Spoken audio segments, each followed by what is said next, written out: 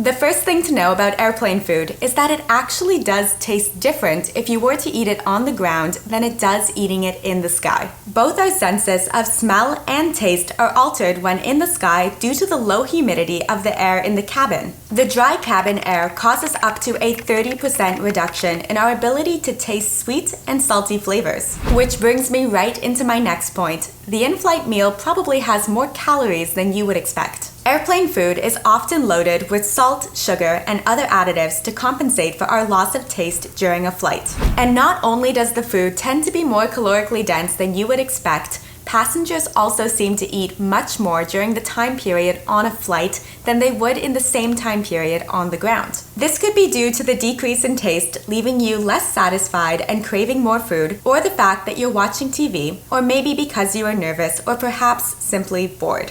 But have you ever wondered why tomato juice is such a popular choice in flight? I found it very interesting to learn that the way your taste is affected actually makes tomato juice taste better when you are in the air. The sweetness of the tomato juice is amplified at a high altitude, and one study found that most people who order tomato juice on a flight would never do it otherwise. Let us know down in the comments what your go-to drink on a flight is. I personally get so dehydrated that I'm just craving a plain glass of water. However, there are many resources online that would advise travelers against drinking anything that comes from the in-flight water tanks. This could be any water that is not coming from a bottle, as well as hot drinks like tea or coffee. This is because the water tanks have a reputation of not being cleaned as often as they should be. Other drinks that you may want to avoid are fizzy drinks, since the air bubbles can expand in the sky and cause an upset stomach.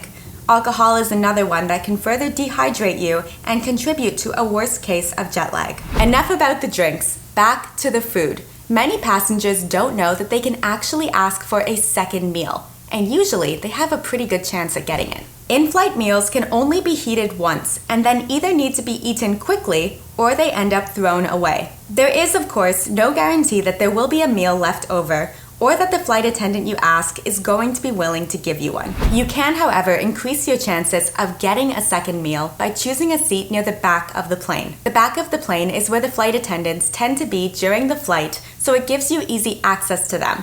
They are also able to slip you a second meal without too many other passengers noticing. And while the meals on the flights may not necessarily be unlimited, the snacks usually are. Feel free to politely ask for an additional snack as the flight attendant passes by.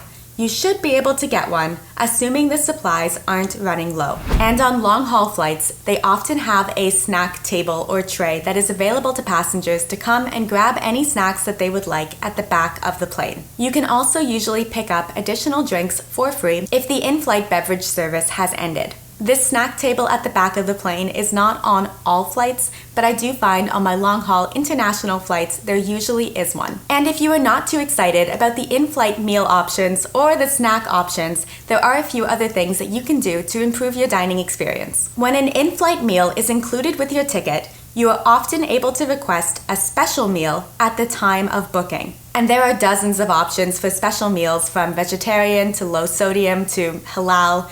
If you have a dietary restriction or preference, there's probably a special meal for you. But not all passengers know that anybody is eligible to swap the standard meal for one of these special meals at the time of their booking or by calling the airline up to 48 hours before the flight's departure. You don't need to prove that you have an allergy or that you're a strict vegetarian or anything like that. This is a no questions asked system. An added benefit of ordering a special meal is that these meals end up being served first. Just be sure that you don't switch seats once you are on the plane, because the meal is going to be going to the seat that is on your ticket. New flyers may also not know that you can actually bring your own meals onto the airplane. These meals could be things that you brought with you from home and took through security, or they could be things that you purchased at the airport.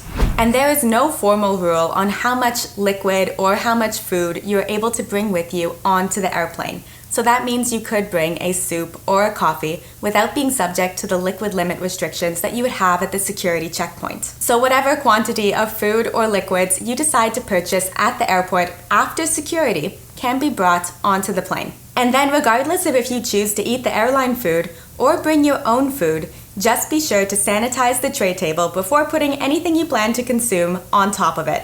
The tray table is notorious for being one of the dirtiest places on the airplane due to it not always being cleaned effectively, as well as passengers doing a lot more on that tray table than just eating, such as putting their feet up. Best of luck on your next flight. Hopefully the food is good, and then I also hope you'll subscribe to join us back here next week for more travel tips and hacks.